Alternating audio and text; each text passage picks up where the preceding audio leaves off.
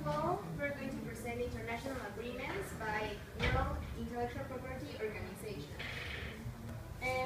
OMPI, which in Spanish, Organización Mundial de la Propiedad Intelectual, is an international association that protects intellectual property and promotes the rights of usage. It can be by three systems: by Madrid system, which is brand; Haya, which is about drawings and models, industrial models or designs; and by Lisbon agreement, designation of origin as the wine; and TCP, which is about patents.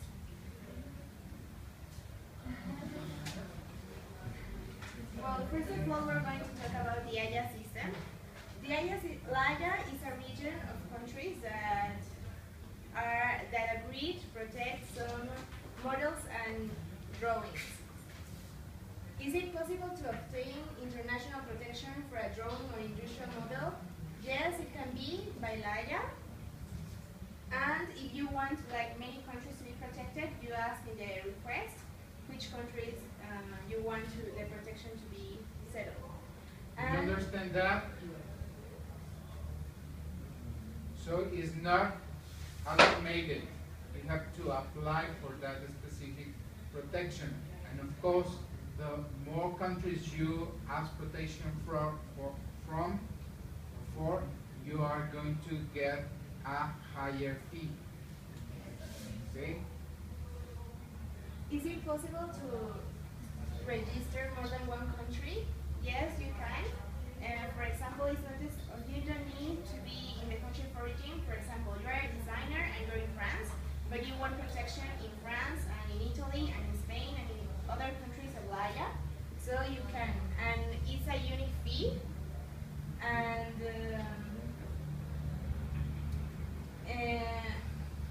through Haya, the protection will be guaranteed for the period you ask for in the submission.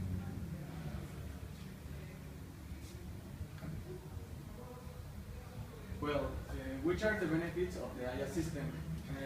For example, if you prepare the author that drawing a corkscrew or drawing a dress, this means that only produce and sell this product. And the protection in Spain for the drawing industrial model design, the shorter duration is 10 years, but there is also 15 and 20 years old. The 20 years overview implemented a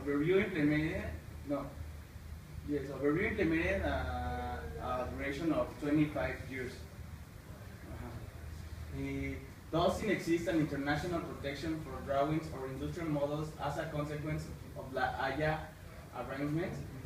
Not, but it is protection in the countries that are part of the Haya system. The countries that are part of the Haya system,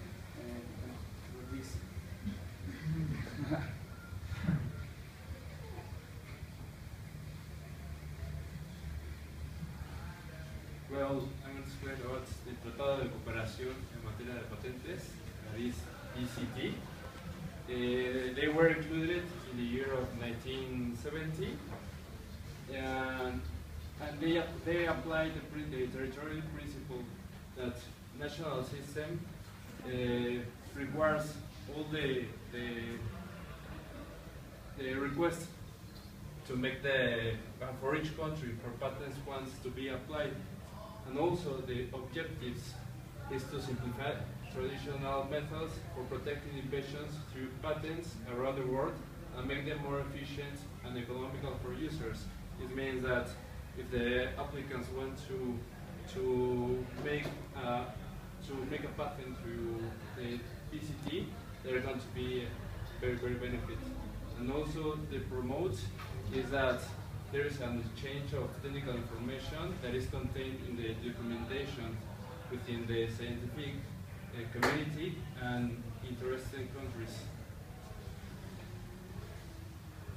The considerations are the PCT is not the function of the PCT to allow to give the patents That is the function of the national offices to give the patents.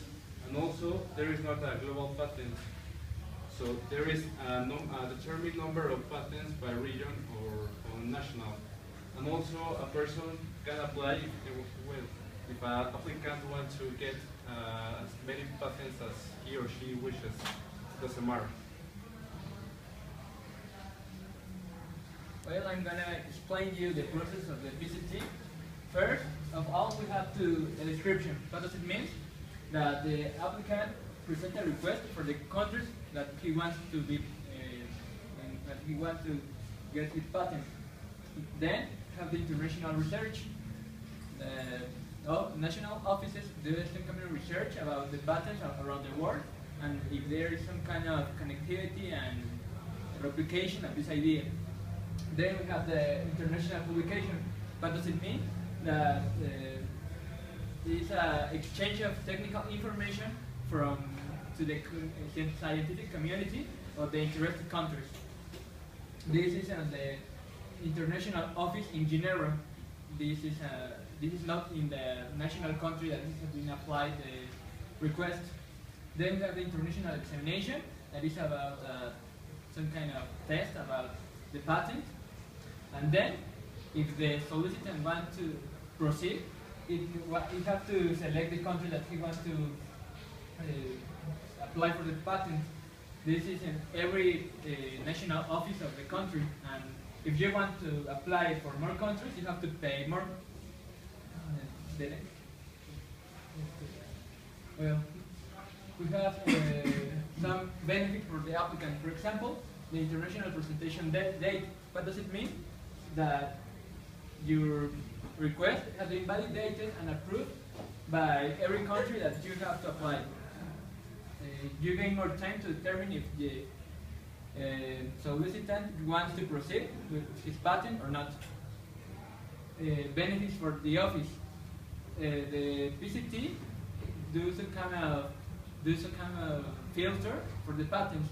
So doing this, it is more efficient to process the request.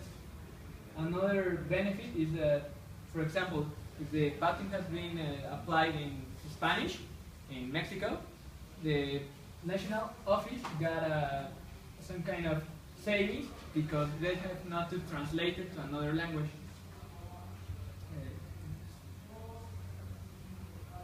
Well, I'm going to talk about the Madrid system for trademark or brand registration. This system comprises two mutually complementary treaties, which are the Madrid Agreement and the Madrid Protocol. The first one being published in 1891 and the second in 1989. This process is very simple. First, the applicant that wants a brand to be protected presents an application for a request to the international office in Geneva, and in which he also, like before, designate the countries in which he or she wants the brand to be protected.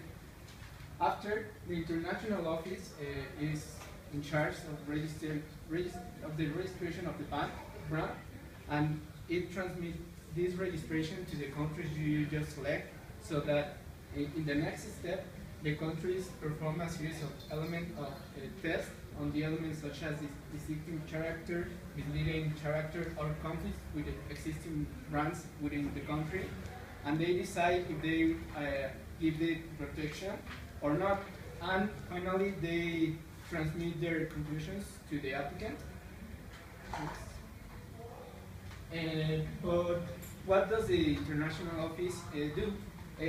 Besides functioning as the receptor of the applications worldwide, the office performs two exams.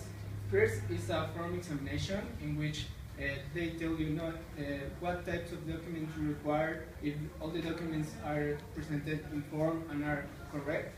And second, they check if the classification of the products or services your brand gives are in accordance to the classification of NISA, which is an international classification for classifying products and services. Second, some important considerations. First, unlike the previous systems, the applicant must first assign the registration within his home country. This is an important characteristic of this system, because if not, you cannot present the international registration. But you can do that, or you can at least present the request that you have already made a request in your home country, and it's acceptable. But what happens if your request in your national country is denied, but the international request is also in tramit? There are two types of paths. The first one is that if you are within the first 5 years of international registration and your national brand is cancelled, this cancellation also transmits to the international registration and your brand ceases to exist internationally. However, if those 5 years are already gone, the international record remains, despite that your national brand has been cancelled by any reason. So you don't have the protection in your home country, but internationally you still have it. And finally, how long can a brand be protected? Well, it doesn't have a period of time. It's indefinitely. However, you do have to renovate the brand, the registration periodically. Usually is 10 years. However, it can vary within each country, so you have to be alert of that. And that's all. Thank you. Thank you.